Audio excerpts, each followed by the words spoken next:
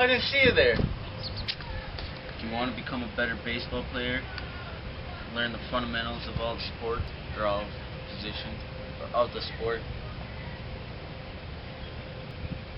Well, here in this video, tonight actually, we'll show you each position to make you a better baseball player. Hitting, fielding, pitching. Hitting, fielding, pitching. First is how to hit a ball or swing. So if you'd come closer, show you the footing. You get in the box and you put your right foot normally aligned with the end of the plate, and you stick your left foot shoulder width apart, as you can see. And then you grab the bat and you put more pressure on your back leg, if you're left-handed or right-handed, and you bend, and then you hold the bat about pectoral high and like this, and when the pitch comes you load a little and you swing, and you can see both feet should be pointing towards that way. More pressure on the back, and that's how you hit a baseball. Next we'll show you how to bunt, and my friend will take over.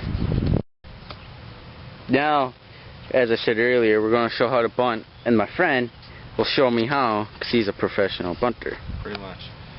Alright, there's three situations where you want to bunt. First one is bunt for a hit, which means you're going to want to try to bunt the ball and get down to first base and be safe. The second time that you want to bunt is when you have a runner on first or second and you want to advance them a base. That's called a sacrifice bunt. And the third type is when there's a runner on third base with less than one out, and this is called a suicide squeeze bunt. The runner breaks for home plate like he's going to steal it, but then the batter bunts the ball, preferably away from any defenders so that the run can get in. And now first, show you the bunt for a hit. This is basically just a batting stance, and then when the pitcher comes like this, right here, so when you get ready to bunt, put your back foot back, drop the barrel of the bat, hit it. Preferably it'll be down the third base line so they have a farther throw. Alright, the second kind, right when the pitcher comes like this, comes set, that's when you start showing your bunt.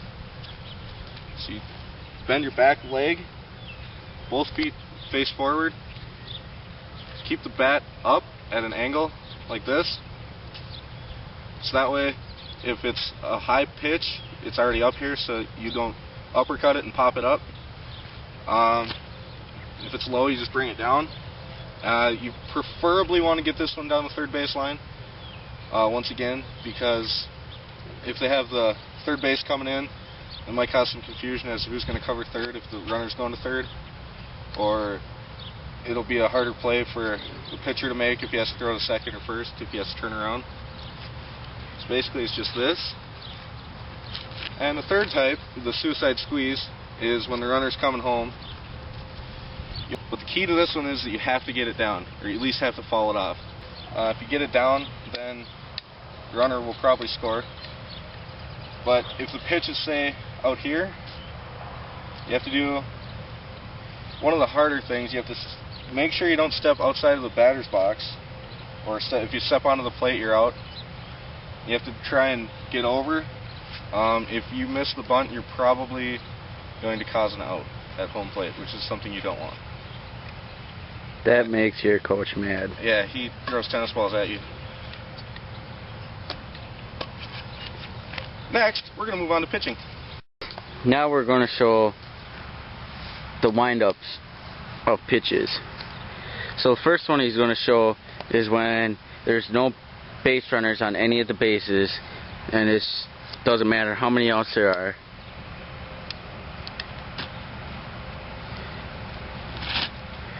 And that's normally what you want to do.